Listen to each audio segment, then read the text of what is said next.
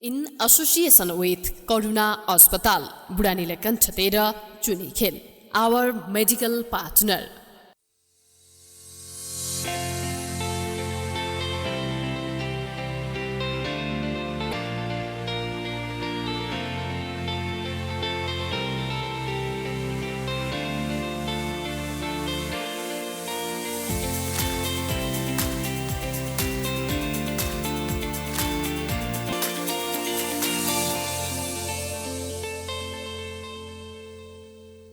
कार्यक्रम प्रसंग एक सवाल अनेकको आजको श्रृङ्खलामा यहाँहरूलाई हार्दिक स्वागत अभिवादन गर्दछु म एलपी शर्मा।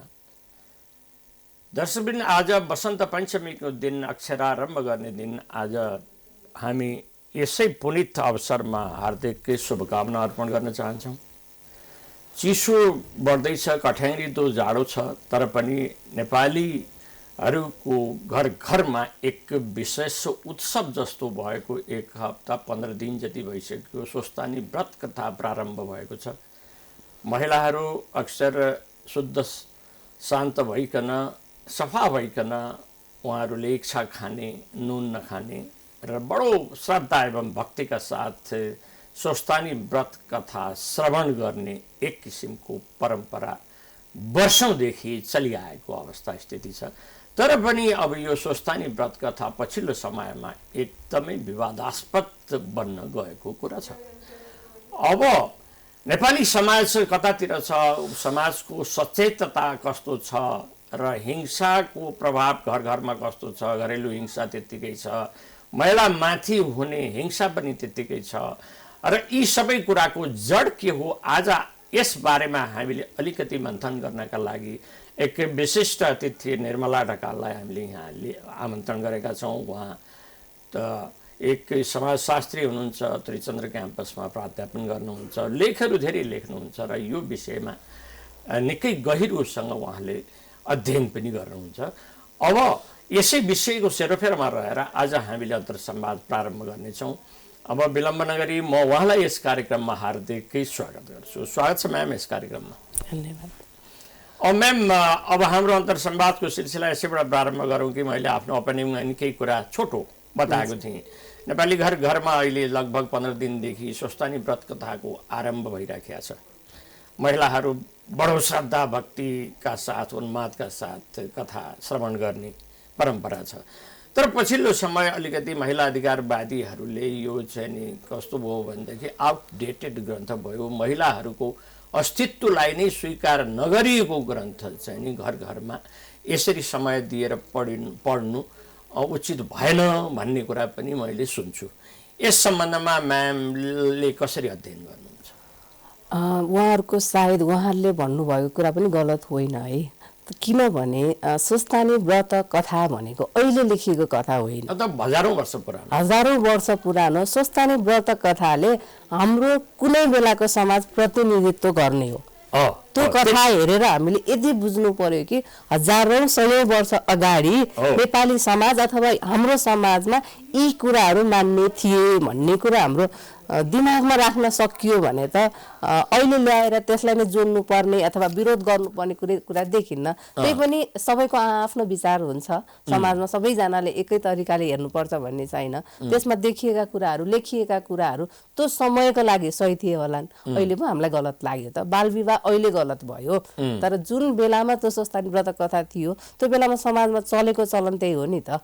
त्यो विवाहको लागि पनि एउटा समयको केही कुरा थिएन होइन। 7 वर्षकी गोमासँग 70 वर्षको शिव शर्मासँग विवाह हुने कुरालाई पनि समाजले राम्रैसँग पचाएको थियो होला। त्यो बेलाको समय कस्तो थियो नि त, किनभने समयको संरचना अनुसार नै त्यो बेलाको कथाहरू, कविताहरूदेखि लिएर हरेक कुराहरू टाइम फ्रेम हामी फोटो हेर्छौँ नि, एउटा हामीसँग पुरानो फोटो छ भने त्यो फोटोमा गएर हामीले त्यो बेलामा यस्तो रहेछ भनेर देखिन्छ। त्यस्तै गरी स्वस्थानी व्रत कथामा पनि त्यो समयमा समाजको संरचना यसरी रहेछ, त्यसमा विभिन्न विवाद हुने कुरा मात्रै छैन, राम्रै कुराहरू पनि छन् होइन। समाजलाई कसरी अनुशासनमा राख्ने अहिले छ कि छैन, राज्यले अहिले हाम्रो प्रशासन छ, पुलिस प्रशासनदेखि लिएर हरेक कुराहरू समाजलाई एउटा अनुशासनमा राख्नको लागि बनाइएको थियो। त्यो बेलामा पनि समाजलाई एउटा त्यहाँको सामाजिक आर्थिक राजनीतिक संरचनालाई ब्यालेन्स गर्नको लागि कसरी कुन कुराहरूले चाहिँ प्रेरित गर्थ्यो भन्दाखेरि यस्तै कथाहरू हुन सक्छन्, धार्मिक ग्रन्थहरू थिए भनेको समाजलाई एक ठाउँमा राख्न, निर्देशित गर्ने, अनुशासित बनाउने, नैतिकवान बनाउने यी कुरामा त रोल त भूमिका त छ नि। अब किनभने त्यो बेलामा त पुलिस प्रशासनहरू त थिएनन् होला, राज्य थिएन होला, त्यो बेलामा कसरी समाजलाई अथवा त्यो संरचनालाई कसरी अनुशासनमा राख्ने भनेर त्यही धार्मिक ग्रन्थहरूबाट थिए। अब त्यो बेला हजारौँ वर्ष अगाडिको कुरालाई लिएर अब अहिले हामीले अरे भनेको कुरा अथवा त्यो बेलामा त्यस्तो थियो भन्ने कुरालाई लिएर अब अहिले यसलाई त्यति ठुलो इस्यु बनाउनु पर्ने म जरुरी देख्छु। अहिले पनि अब स्वतन्त्रता छ, अब पढ्नेले पढ्छन्, श्रवण गर्नेले गर्छन्, नगर्नेले गर्दैनन्, त्यसमा त छ नि, एउटै घरमा पनि छ नि, होइन एउटै घरमा पनि कसैलाई त्यो कुराहरू मनपर्छ होला अथवा त्यो कुराहरू मान्नुपर्छ भन्ने छ होला भने त अर्को पुस्ता छ नि त यो कुराहरू त नमाने पनि हुन्छ भनेर मान्छे एउटै घरमा छ। हो अनि यो त म मान्दिनँ, म चाहिँ तपाईँहरूले गरे गर्नुहोस्, अनि मलाई चाहिँ यो चित्त बुझेन भन्ने त स्वतन्त्रता त महिलाहरूमा छँदैछ होइन, पाइन्छ। म्यामको घरमा कतिको स्वस्थानी व्रत कथा सुन्ने पहिला कस्तो थियो, अहिले कस्तो छ? सुनिन्छ, हाम्रो सधैँ नै लगभग सधैँ नै पढिन्छ, मेरो श्रीमानले पढ्नुहुन्छ, म त सुनेर बस्छु अहिले पनि। हिजो बेलुका पनि उहाँ पढ्दै हुनुहुन्थ्यो, अनि हिजो बेलुकाको उहाँ अध्यायमा पढ्दाखेरि विभिन्न हाम्रो मठ मन्दिरहरू जुन छन् अथवा विभिन्न देवी देवताहरू चाहिँ स्वस्थानीमा कसरी जोडिएका छन् भन्ने कुरा मैले सुनिराखेको थिएँ। अब त्यो त्यहाँ भएका कुराहरू सबै कुराहरू मैले मान्नुपर्छ भन्ने छैन, उहाँले मान्नुपर्छ भन्ने छैन, तर सुनिन्छ नि, सुन्दैमा के बिग्रियो र, त्यो बेलामा त यस्तो रहेछ है भन्ने कुरा मेरो सुनिराखेको मसँगै सुनेको मेरो बच्चाले पनि थाहा पाउँछ। अब यो पछिल्लो समय मैले पनि आज बिहान एउटा पत्रिका हेर्दै थिएँ होइन, त्यो हेर्दाखेरि चाहिँ नि मैले लाग्यो कि महिलाहरूमाथि गर्ने एउटा हिंसा चाहिँ नि प्रबल भएर अझै आयो। यहाँ चाहिँ नि एकजना पुरुषले महिलालाई चाहिँ नि यो ब्ल्याकमेलिङ गर्दै गरेको, आफ्नो फोटो देखाएर यो गरेर अब चाहिँ नि तिमीले मैले भनेको कुरा मानेनौ भनेदेखि यो पुरा सञ्जालहरूमा चाहिँ नि छ्यापछ्याप्टी बनाइदिन्छु भन्ने, ब्ल्याकमेलिङ गर्ने, शोषण गर्दै जाने, अनि भेट्न बोलाउने, अनि त्यसपछि चाहिँ नि आफ्नो चाहना र इच्छा चाहिँ थोपर्न खोज्ने होइन, जबरजस्तीकरणी गर्न खोज्ने, बलात्कार गर्न खोज्ने, आज एउटा वाक्क दिक्क भएर महिला घर छोड्नु पर्यो, परिवार छोड्नु पर्यो, माइती छोड्नु पर्यो, पुलिसमा जानु पर्यो, मुद्दा यो भइराखेको छ। फेरि त्यही व्यक्तिले अदालतबाट चाहिँ नि फेरि चाहिँ नि सफाई त पाएको छैन, तर चाहिँ नि यो धरोटीमा बाहिर रिहा भइसकेपछि 10वटा नम्बरबाट कल गरे, यस्तो टर्चर चाहिँ नि यो समाजमा व्यक्त देखिन्छ होइन। यसलाई वास्तवमा समाजमा हुन आएको समयले ल्याएको परिवर्तनलाई चाहिँ युवा युवतीहरूले कसरी लिने र एउटा अलिकति चाहिँ नैतिकवान र ठिक्क आफ्नो काममा लागिराख्ने कसरी भन्ने कुरा मैले म्यामलाई सोध्न चाहेको। अब यो जुन हजुरले भन्नुभएको प्रसङ्ग चाहिँ म कसरी भन्न लिन सक्छु भने, जुन महिलाहरूलाई हुने घरभित्र हिंसा थियो त्यसले बसाइ सर्यो भन्छु कि म। हिजो हाम्रो घरभित्र नै महिलाहरूलाई, छोरीहरूलाई हेर्ने दृष्टिकोण कस्तो थियो, अब अहिले आएर त्यो जुन हिंसाको स्वरूपले बसाइ सरेर कहाँ गएको छ भन्दाखेरि रूप फेरियो सोसियल मिडियातिर गयो के भनौँ, सामाजिक सञ्जालतिर। हिजो घरभित्र हुने हिंसा, घरेलु हिंसा भने घरभित्रै हुने हिंसा त्यही हुन्थ्यो, जे जति हिंसाहरू महिलाले घरभित्रै सहनु पर्थ्यो। अब अहिले के हो, बिस्तारै घरभित्र पनि छैन भन्ने होइन, तर त्यहाँभन्दा धेरै चाहिँ हाम्रो के भयो, सोसियल मिडियामा देखिन थालेको छ। तपाईँको त्यो मात्रै होइन, महिला मात्रै होइन, बच्चाहरू तपाईँको अहिले त सोसियल मिडिया त तपाईँको अलमोस्ट 15-16 वर्षदेखिबाट नै चलाउन थालेका छन्, अझ 10-12 वर्षका केटाकेटीले पनि चलाउन थालेका छन्, अपडेटेड छन् भनिसकेपछि अब त्यो हिंसा महिला, विशेष गरी महिला बालबालिकाहरूलाई हुने हिंसा चाहिँ सोसियल मिडियातिर पनि सरेको देखिन्छ। अब यसको लागि के गर्ने भन्दा त एउटा राज्य नै जिम्मेवार हुनु पर्यो, र अर्को कुरा जुन जसमाथि अथवा जुन जसले युजरहरू हुनुहुन्छ, जसले चाहिँ प्रयोग गरिराख्नु भएको छ, उहाँहरूलाई पनि यो सामाजिक सञ्जालको सकारात्मक नकारात्मक पक्षका बारेमा अथवा कुनै पनि प्रकारको हिंसा के हो भनेर उहाँहरूलाई पनि जानकारी दिनु पर्यो। मान्छेको हातमा मोबाइल छ होइन, अब तपाईँको इन्टरनेट छ, सोसियल मिडिया छ, अनि अब त्यसलाई चलाउन जाने त राम्रो हुने हो, तर त्यसलाई जथावधि प्रयोग गर्दाखेरि, नजानिकन प्रयोग गर्दाखेरि अलिकति केयरलेस भएर प्रयोग गर्दाखेरि हुने हिंसाको बारेमा पनि जानकारी दिनु पर्यो। अब म्यामले भन्नुभयो नि बडा इम्पोर्टेन्ट कुरा छ कि हिंसा कम चाहिँ भएन तर यसको रूप चाहिँ फेरियो भन्ने किसिमको आयो होइन। यो चेन्ज भएर अर्को उसमा गयो तर हिंसा र चेतनामा को बिचमा के अन्तर छ, त्यो रिलेसन के छ? अब चेतना भन्ने बित्तिकै कसो भने एउटा व्यक्तिलाई यो कुरा हिंसा हो होइन, यो कुरा सही हो भन्ने कुरा आउनुपर्ने कुरालाई चेतनाको रूपमा लिन सकिन्छ।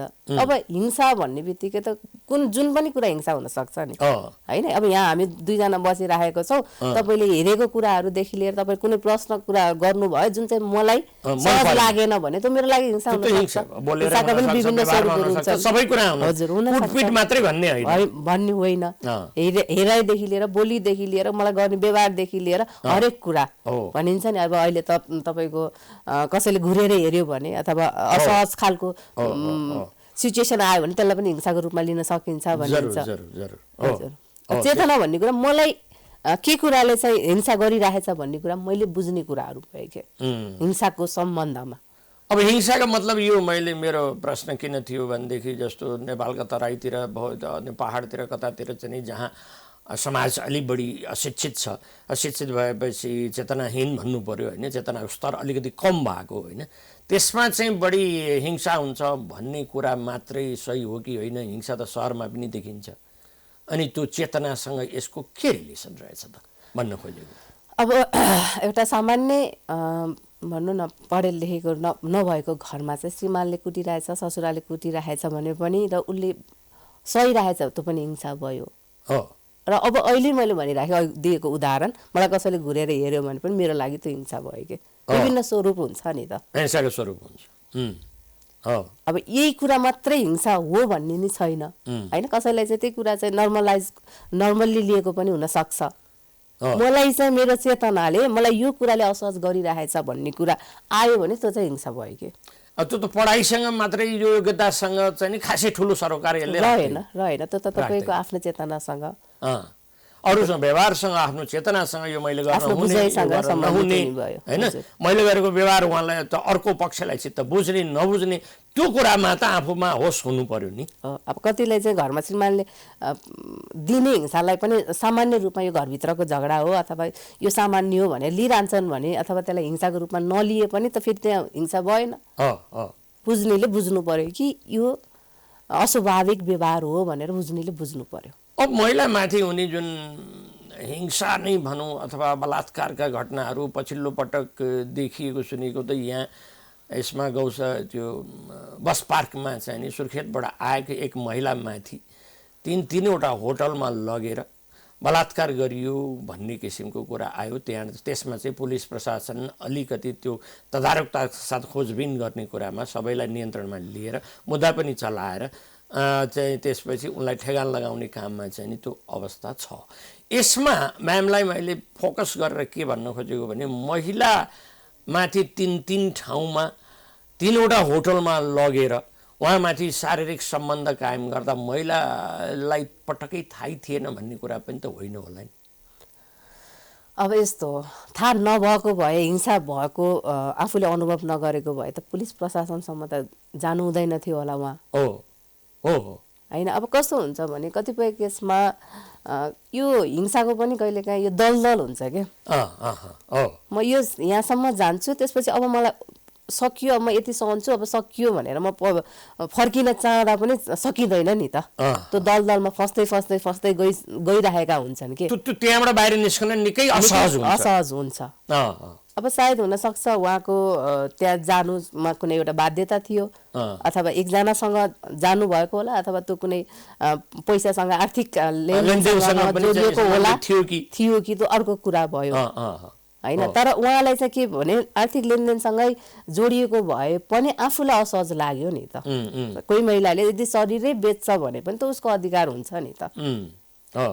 उसले एकजनासँग जाँदाखेरि अथवा दुईजनासँग सहज जहाँसम्म हुन्छ असहज हुन थालिसकेपछि त उसलाई हिंसा हुन्छ नि त। असहज भएपछि हिंसा भयो। हजुर, सहज रूपमा स्वीकार गरेर सहमतिमा केही कुराहरू भएको छ भने त त्यो त हिंसा भएन। आउँदैन नि, त्यो बाहिरै आउँदैन हिंसा। मैले भने मैले त्यो बुझाइमा मेरो त्यो असहजपना आउँदैन भने त्यो हिंसा भएन। यो बडा राम्रो कुरा म्यामले गर्नुभयो, किनभने त्यति बेला बडा पर्सनलाइज्ड थियो होला होइन, एकजना दुईजनासँगको कुरा सहमतिमै केही कुराहरू आर्थिक लेनदेन पनि थियो होला। तर जब एउटा ग्रुप त्यहाँ चाहिँ प्रवेश गर्न थाल्यो, 8 जना 9 जना 10 जना अप्तुत चाहिँ स्वतः हिंसा भयो होइन। त्यसलाई प्रतिकार गर्न तत्काल प्रतिकार गर्ने सम्भावना नभएर अनि हिंसाको शिकार भएको होला होइन, हुन सक्छ। तर यो हिंसा गर्ने महिलाहरूमाथि अब बलात्कारदेखि लिएर यो गिरोह चाहिँ पुरै सक्रिय भए जस्तो लाग्छ कि, किनकि यहाँ सञ्जाल यहाँ हामी देख्यौँ नि ठेचोको एउटा घटना र मोरङ बेलबारीको घटना चाहिँमा एउटै व्यक्ति संलग्न थियो भन्ने कुराहरू आयो होइन। यस्तो चाहिँ नि यहाँ यो काम घटाउने चाहिँ नि गिरोह नै सञ्चालित छ भन्ने म्यामलाई लाग्छ कि कस्तो छ? अब यस्तो हो, तपाईँको नेपालमा त्यति धेरै यो जुन सामूहिक बलात्कारको घटनाहरू चाहिँ त्यति धेरै जुन अरू जस्तो घटनाको रूपमा चाहिँ आउँदैन, अब बाहिर देखिएको छैन। भारतकै दिल्लीमा कति धेरै घटनाहरू यस्तो कुराहरू बाहिर आउँछ भने नेपालमा चाहिँ त्यति धेरै देखिएको छैन। अब गिरोह भन्दा नि एउटा व्यक्ति बारम्बार यस्तै खालको अपराधमा जान्छ अथवा यस्तै खालको अपराध गर्छ भन्नुको अर्थ उसलाई चाहिँ कुनै प्रशासनले अथवा कसैले पनि रोक्न छेक्न अथवा उसलाई चाहिँ त्यो कार्यहरू गर्नको लागि समात्न सकेको छैन भन्ने कुरा हाम्रै आफ्नै कमजोरी, प्रशासनको कमजोरी हो भन्ने कुरा नि बुझ्नु पर्यो नि त। किनभने एउटै व्यक्तिले बारम्बार एकै खालको अपराध गर्छ भने त उसले त छुट पाइरहेको छ नि त। हामी एक छोटो विश्राममा जानेछौँ, त्यसपछि अन्तर संवादको सिलसिलामा पुनः जोडिनेछौँ।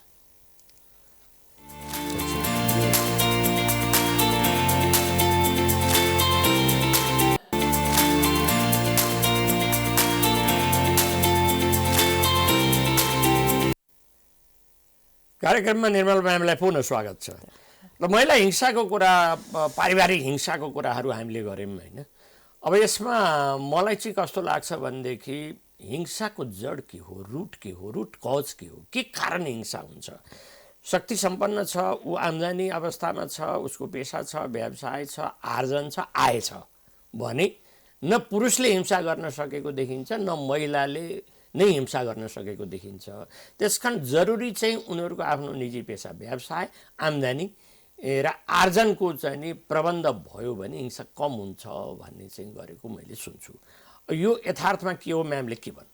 मलाई पनि आर्थिक महिलाहरूको, स्पेसल्ली महिला अथवा पुरुष जुन छ नि, अब घरभित्र हुने हिंसाहरूमा पनि यदि महिलाहरू आर्थिक रूपले सक्षम छन् भने त्यसलाई उनीहरूले सजिलै प्रतिकार गर्न सक्छन्। र आर्थिक रूपले सक्षम भइसकेपछि यो कुराहरू मान्छेको चेतनाको स्तरमा पनि केही वृद्धि हुन्छ कि जस्तो लाग्छ मलाई।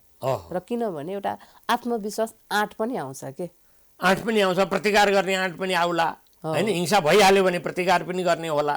अर्को कुरा अब हिंसा नै नहुने, किनभने स्वीकार गर्ने, उसको पर्सनालिटीलाई अर्को पक्षले स्वीकार गर्ने कुरा आउँछ। आम्दानी छ, शिक्षा, आर्थिक सक्षमताका कुराहरू चाहिँ हामीले यो हिंसाको जडमा अथवा हिंसाको स्वरूप परिवर्तन गर्नलाई हामीले लिन सकिन्छ। अब आम्दानी आर्जनको कुरा गर्दाखेरि मैले धेरै ठाउँमा भन्ने पनि गर्छु, धेरै ठुलो लगानी गर्नु पर्दैन। आफूले केही गरेर खान्छु र म मेरै आम्दानीमा बाँच्छु, मेरै खुट्टामा उभिन्छु, मेरै पैरमा उभिन्छु भनेर तपाईँ गर्नुभयो भने धेरै ठुलो लगानी गर्नु पर्दैन। तपाईँले के देख्नुहुन्छ र एउटा चाहिँ नि यो गोलगप्पे बेचेर हिँड्ने होइन, अनि त्यसपछि चना चप्पट बेचेर हिँड्ने, सुर गरेर हिँड्ने कति पो पैसा लगानी गर्नुपर्छ र? पर्दैन। आम्दानी बहुतै राम्रो छ। एउटा मकै बेचेर हिँड्ने बिचरा महिलाहरूसँग मैले कुरा गर्छु, दिदी आज कति एउटा मकै बेच्नुभयो, कति नाफा भयो आज सोधिरहन्छु मैले। उहाँले सरासर भन्नुहुन्छ त्यस्तै 1500-2000 जति त हुन्छ नि। श्रीमान के गर्नुहुन्छ? श्रीमान पनि यही गर्नुहुन्छ। बडो राम्रो, धेरै ठुलो लगानी गर्नुपर्छ भन्ने केही पनि छैन। तर उहाँहरू दुईजनाको परिवारमा चाहिँ निकै समझदारी छ, दुवैले काम गर्नुहुन्छ, फुर्सद पनि छैन, समय पनि छैन, हिंसा गर्ने ठाउँ पनि छैन। त्यसकारण जरुरी चाहिँ नि आफ्नो निजी काम होस्, व्यवसाय होस्, आय होस्, आर्जन होस्। त्यो एउटा हाम्रो जुन समग्र संरचनालाई हेर्दाखेरि आर्थिक पक्ष एउटा मान्न सकिन्छ। तर कहिलेकाहीँ कस्तो हुन्छ भने आर्थिक पक्षमा सबल हुँदैमा हिंसा हुँदैन भन्ने छैन नि त, छैन पढे लेखेको तपाईँको निकै सम्पन्न र हरेक ठाउँमा कामकाजी मान्छेहरूमा पनि हिंसा त भइरहेछ उनीहरूले भोगिराख्नु पर्ने हुन्छ मात्र के भने प्रतिकार गर्ने क्षमता वृद्धि गराउँछ अब आर्थिक पक्ष सबल हुने बित्तिकै हिंसा हुँदैन भन्ने पनि होइन डाइरेक्ट त्यसलाई चाहिँ एउटै पुरै न्यारेटिभ बनाउन त सकिँदैन तर आर्थिक पक्ष चाहिँ मुख्य पक्षको रूपमा लिन सकिन्छ आर्थिक रूपमा आर्थिक सक्षमता भएको ठाउँमा चाहिँ हिंसालाई प्रतिकार गर्न सक्ने त्यो जुन हामीमा चाहिँ त खुबै विकास भएको हुन्छ अनि सम्बन्ध विच्छेदको कुरालाई पनि पछिल्लो समय लिँदाखेरि चाहिँ महिला पुरुष बिचको अलिकति यो पनि देवानी संहिता र चाहिँ फौजदारी संहिता 2074 आएको छ यसमा महिला पुरुषलाई धेरै ठाउँमा त फरक गरिएछ महिलाहरूलाई अलिकति इम्पावर गर्न खोजिएको छ पुरुषले त्यही कुरा गर्यो भनेदेखि त्यसमा चाहिँ सजिलैसँग अड्डा अदालतबाट चाहिँ मुद्दा लाग्ने महिलाहरूले गर्यो भने सजाय कम्पनी आदि कुराहरू छ र पनि विवाह पछिको अवस्थामा यो सम्बन्ध विच्छेद छ नि जिल्ला अदालतहरूको रेकर्डहरू हेऱ्यो भने सम्बन्ध विच्छेदका मुद्दाहरूमा निकै बढोत्तरी भएको पाइन्छ यस्तो किन भइरहेछ मलाई चाहिँ यो सामान्य जस्तो लाग्छ होइन किनभने तपाईँको अघि हामीले गऱ्यौँ आर्थिक पक्षमा महिलाहरूको जुन सफलता हुँदैछ सक्षमता देखिँदैछ त्यसपछि घरभित्र हुने विभिन्न इस्युहरूमा अथवा विभिन्न हिंसाहरूमा त मुख्य कुरा भनेको असहजता हो के कहिलेकाहीँ मेरो हजुरआमाहरूकोमा हेर्ने हो भने पनि मेरो हजुरबाले 2टा विवाह गर्नुभएको थियो अनि मैले हजुरआमालाई सोचेँ कि अरे हजुरबाले चाहिँ कान्छी बिहा गरेर हिँड्दाखेरि पनि तपाईँ चाहिँ किन यसरी उहाँलाई नै कुरेर बसिराख्नु भएको भन्दाखेरि मुख्य कुरा उहाँले कमाई आम्दानी गरिदिने मेरो हजुरबा छोराछोरी उहाँको भए पनि ल्याएर पाल्ने अथवा खुवाउने त मेरो हजुरबा हुनुभयो भनिसकेपछि के भयो त टाँसिराख्न पनि बाध्यता भयो कि आफ्नै बच्चाहरूको लागि पनि टाँसिराख्न पनि बाध्यता भयो नि त तर अब अहिलेको जेनेरेसनमा त हामी त्यो कुरा त स्वीकारे छैन मेरो श्रीमानलाई मैले छोडे पनि मेरो बच्चा लिएर त म आफै पाल्न सक्छु त्यो सक्षमता ममा छ भनिसकेपछि त्यहाँभित्र हुने सम्बन्धमा हुने असहजतालाई चाहिँ हामीले सहजै स्वीकार गर्न सकिन्छ के त्यसपछि डिभोर्स हुने हो भने के भयो त हिजो डिभोर्स हुँदाखेरि हिजो मेरो जिन्दगी नै खराब हुन्छ अथवा मेरो बालबच्चाको बिजोग हुन्छ भन्ने थियो भने त अब त म एकदमै त्यो खालको असहज सम्बन्धबाट बाहिर आएँ मैले नयाँ जिन्दगी सुरु गर्न सक्छु भन्ने कुराले नै डिभोर्स लिएर आउनु म स्वतन्त्र भएँ म फ्री भएँ म केही पनि गर्छु जे पनि गर्छु तर यो बन्धनबाट म मुक्त भएँ भन्ने असहज सम्बन्धमा डिभोर्स आउने हो के जुनसुकै भए पनि असहजता त्यहाँ दुईजनाले कम्फर्टेबल फिल गरेनन् भने त त्यो त आफ्नो आफ्नो बाटो रोज्न त अधिकार सबैलाई पाए नि महिला पुरुष दुवैले पाए नि त अब यो पछिल्लो पटक चाहिँ मलाई पनि अचम्मै लाग्थ्यो छवि ओझाको जुन भयो नि छवि ओझा र चाहिँ उहाँसँग जोडिनु भएको पछि पटकको सेलिब्रिटी एकजना हुनुहुन्छ उहाँसँगकोमा पनि रिलेसन राम्रो जान नसकेको कारणले अदालतमा गयो मुद्दा भयो के भयो तर सारा सोसल मिडियाहरू कहाँहरू गएर एउटा क्यामेरा बोक्ने युट्युबरहरू जाने छवि ओझा कहाँ जाने अर्को म्याम कहाँ जाने खोइ त तपाईँहरूको त भएन त त्यहाँदेखि एकदम चाहिँ डिभोर्सै गर्नुहुन्छ भने बिहा किन गर्नुभयो आदि यस्ता सामान्य प्रश्नहरू गर्ने गर्दा म छक्क पर्थेँ यो म्यामले भन्नुभयो नि त त्यो डिभोर्सको कुरा त 50 पटक हुन पनि सक्छ 50 पटक फेरि जोडिनु पनि सक्छ असहज लाग्यो डिभोर्स हुन्छ फेरि राम्रै चाहिँ सम्बन्ध भयो भने फेरि जोडिनु पनि सक्छ यसलाई डिभोर्सलाई धेरै ठुलो एउटा केस मानेर ओहो यो बर्बादै भयो भन्नुपर्ने स्थिति हुँदैन मैले चाहिँ देख्दिनँ है तर हाम्रो अब हामीमा सबैमा छैन नि त त्यो होइन अब डिभोर्स हुने बित्तिकै त प्रायः जसो अझ महिलाहरूलाई पनि धेरै पोइन्ट आउट गर्ने होइन ऊ चाहिँ अर्को जिन्दगी अथवा अघिल्लो म अगाडि बढ्छु भन्दा पनि धेरै समाजले पोइन्ट आउट गर्ने देखिन्छ अब यो चाहिँ कस्तो हुन्छ भने बिस्तारै समाजले बुझ्दै जान्छ बुझ्दै जाने कुरा हो चेन्ज हुँदै जान्छ अब सचेतना बढ्दै जान्छ होइन त्यो कुरा आउँछ अब म्यामलाई अर्को कुरा चाहिँ मैले समाजमा पछिल्लो पटक निकै देखिएको प्रचलनमा आएको चाहिँ लिभिङ टुगेदर रिलेसन पहिलो लिभिङ टुगेदर रिलेसन चाहिँ नि 2 वर्ष 4 वर्ष 5 वर्ष 10 वर्षदेखि केटाकेटीहरू सँगै बस्ने तर विवाह गरेको अवस्था चाहिँ होइन सँगै बसेको अवस्था चाहिँ हो अब यो चाहिँ समाजमा व्यक्त भएर गएको देखिन्छ यो रिलेसन चाहिँ नि कस्तो हो त यसले दिने समाजलाई कस्तो सन्देश परिवारलाई के दिन्छ यसलाई म्यामले कसरी हेर्नुभएको अब फेरि भन्छु आर्थिक रूपमा सक्षम भइसकेपछि हिजो विवाह भनेको मेरो निर्णय थिएन नि त विवाह म्यामहरूको हाम्रो निर्णय थिएन के परिवारको निर्णय थियो अब अहिलेको पुस्ताको विवाह भनेको उनीहरूको आफ्नो निर्णय हो उनीहरूले गर्ने हो त्यसपछि त म यो विवाहमा प्रवेश गर्नुभन्दा अगाडि केही समय बुझ्छु, समय लिन्छु हामी सँगै रहौँ, सँगै बसौँ, अन्डरस्ट्यान्ड गरौँ भन्ने कुरा आयो। उनीहरूले त्यो लाग्छ अहिलेको पुस्तालाई भने त्यसलाई हामीले स्वीकार गर्नै पर्छ। लिभिङ टुगेदरलाई नराम्रो भनिहाल्न पर्ने अवस्था त भएन। देख्दिनँ है, किनभने यो लिभिङ टुगेदर भन्ने बित्तिकै जातै व्याप्त छैन नि त, एउटा पुस्तामा निश्चित ठाउँहरूमा छ के यसले पुरै समाजको संरचना नै ध्वस्त गरेको अथवा जतासुकै नै यो देखिएको भन्ने छैन नि। यसलाई सहजै स्वीकार गर्न सक्ने एउटा पुस्तामा यो देखिने हो। एउटा जोडी विवाहको लागि तयार भयो भने अब उनीहरूले लिभिङ टुगेदरमा जानै पर्ने भन्ने त छैन। अथवा एउटा व्यक्तिको आफ्नो चोइसको कुराहरू नै हुन्छ। हो। अब यो एउटा लिभिङ टुगेदरको कुरा म्यामले भन्नुभयो, यो पनि ठुलो कुरा होइन। समाजले ल्याएको चेन्ज परिवर्तन अनुसार एकले अर्कोलाई बुझ्ने, अन्डरस्ट्यान्ड गर्ने एउटा अवसरकै रूपमा हामीले लिनु पर्यो। अब अर्को कुरा अब कस्तो छ भनेदेखि एक्स्ट्रा म्यारिटल अफेयर्सको जुन कुरा छ, विवाह बन्धनमा बाँधियो। विवाह बन्धनमा बाँधिनु एउटा कुनै त्यस्तो सर्टिफिकेट हुन सक्दैन जिन्दगीभरको लागि।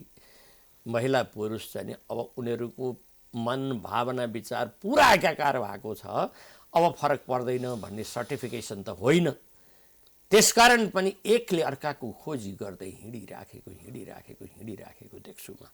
त्यसकारण यो एक्स्ट्रा म्यारिटल अफेयर्स के हो र यसले समाजमा दिने प्रभाव के हो, यसलाई कुन तरिकाले प्रभावित पार्छ? अब यसलाई मैले यसरी मिडियामा आएर सही हो भन्न पनि मिल्दैन होइन, तर मैले यो सही हो अथवा होइन यसलाई यसरी जानुपर्छ भन्दैमा समाजमा हुने कुराहरू रोकिने पनि होइन होइन। मैले सही हो भन्ने बित्तिकै गाली मैले खानुपर्छ, तर के हुन्छ भने मैले सही होइन भन्ने अथवा सही हो होइन नभने पनि त्यो त व्याप्त त छ नि त, देखिन्छ सुनिन्छ होइन। युट्युबमा अहिले गएर तपाईँले युट्युबमा सर्च गर्ने हो भने यस्ता म्यारिटल अफेयरका त त्यो सर र अगाडि नै आउँछन् घटनाहरू। अहिले त जस्तो के भन्छ त्यसलाई कुनै पनि त्यो उस नगरिकन जस्ताको तस्तै ल्याएको हुन्छ रहेछ त। अब त्यसलाई सही गलत भन्ने कुरा चाहिँ कस्तो हुन्छ भने कुन व्यक्तिले कसरी लिन्छन्, कसले कसरी लिन्छन् त्यसमा व्यक्तिको सोच अनुसार भर पर्ने हो। मान्छेले के भन्छ भने मैले अलिकति अघि पनि कुरा चाहिँ गरेँ होइन, विवाह हुनु बालबच्चा जन्मनु चाहिँ एउटा सामाजिक रीति र परम्पराको कुरा भयो होइन। अब विवाह फल्नासँग भएकै थियो, बालबच्चा छँदै थियो, त्यसकारण चाहिँ उनीहरूले कहीँ कतै चाहिँ कुनै रिलेसन नै राख्नु पर्दैन, कसैसँग बोल्नै हुँदैन, न महिलाले पुरुषसँग बोल्न हुन्छ न पुरुषले महिलासँग बोल्न हुन्छ, किनकि उनीहरू त विवाह भइसकेको मान्छे हुन्, उनीहरूको बालबच्चा छँदैछ भन्ने कुरा चाहिँ नि अत्यन्त पुरातन भयो भन्ने एक थरी मान्छेहरूले भन्छन्।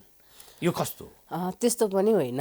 मेरो विचारमा चाहिँ कस्तो भने विवाह एउटा सामाजिक संस्था हो होइन। विवाहका आफ्नै जस्तो कि तपाईँको कुनै एउटा संस्थामा काम गर्नुहुन्छ, संस्थामा बस्नुहुन्छ भने तपाईँ त्यो संस्थाको त्यहाँ बसिन्जेल नियमहरू मान्नै पर्यो हो कि होइन? त्यो त तपाईँलाई अनिवार्य रूपमा मान्नुपर्छ नि, बसिन्जेल कोड अफ कन्डक्ट छ। त्यस्तै गरी विवाहको पनि आफ्नै नियमहरू छन्, परिवारको आफ्नै नियम छ। त्यहाँ बसिन्जेल हामीले त्यो मान्ने नमान्ने अलग कुरा हो, नमान्ने छोडिदिने नि त। भनेको त्यो संस्थाबाट आफू निस्किने के, कुनै संस्थाको रुल्स एन्ड रेगुलेसन आफूलाई मन पर्दैन भने निस्किने त्यो स्वतन्त्रता छ। तर विवाहमा बसिसकेपछि त्यसका नीति नियमहरू पनि होला, परिमार्जन हुँदै जान्छ अलग कुरा हो, तर मान्नै पर्ने हुन्छ। तपाईँलाई कोही मान्छे अर्कोसँग मन पर्छ अथवा कहीँ जान्छ भने हामीलाई त्यो सम्बन्धबाट निस्किएर त्यता जान सक्ने स्वतन्त्रता छ नि त, तर त्यहाँ बस्ने पनि अनि त्यसको नियम पनि नमान्ने भन्ने कुरा सामाजिक रूपमा चाहिँ स्वीकार्य नहोला, व्यक्तिगत रूपमा त सही होला। स्वतन्त्रताको कुरा खोज्दाखेरि मेरो लागि सही होला, तर संस्थागत रूपमा त त्यो कुराहरू गलत हुन्छ नि त। संस्थागत रूपमा चाहिँ त्यो गर्न मिल्दैन, कमसेकम त्यसलाई चाहिँ त्यो कन्डक्टलाई मान्नै पर्छ होइन, सामाजिक उसलाई। ठिक छ म्याम, अब यो कुरालाई हामी राखेर हामी कार्यक्रमको बिल्कुल अन्तिम चरणमा छौँ। छोटकरीमा म्यामले भनिदिनु होला, एउटा महिला अथवा एउटा पुरुष स्वाभिमानपूर्वक बाँच्न र रहनको लागि उसमा आवश्यक पर्ने तत्त्व के हो? के त्यस्तो चिज हो जसले गर्दा महिला वा पुरुष चाहिँ स्वतन्त्रतापूर्वक ढोक्कसँग स्वाभिमानपूर्वक समाजमा रहन सक्छ? अब मैले है महिलाको रूपमा भन्दाखेरि हाम्रो समाजमा जुन छ हिंसाको कुराहरू ल्याएर जोड दिँदाखेरि सबै थोक गर्दाखेरि महिलालाई स्वतन्त्रपूर्वक बाँच्नको लागि चाहिने पहिलो आधारभूत आवश्यकता भनेको उसको आर्थिक सक्षमता नै हो।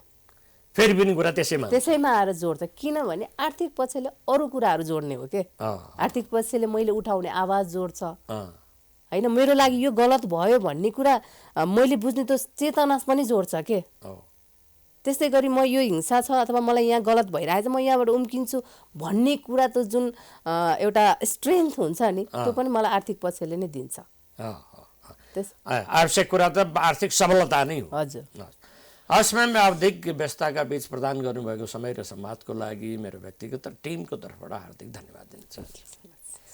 हस्त दर्शक वृन्द, आज हामी निर्मला म्यामसँग बसेर सामाजिक रीतिथिति कुरीति आदिका बारेमा हामीले केही क्षण चर्चा परिचर्चा गऱ्यौँ र म्यामले पनि पछिल्लो पटक एउटा सिनप्टिकल्ली भन्दै पनि हुनुहुन्थ्यो कि व्यक्तिलाई स्वाभिमानपूर्वक र स्वतन्त्रपूर्वक बाँच्नलाई सहयोग पुर्याउने एउटा प्राइमरी एलिमेन्ट भनेकै उहाँको आफ्नो निजी पेसा व्यवसाय र आय आर्जन नै हो।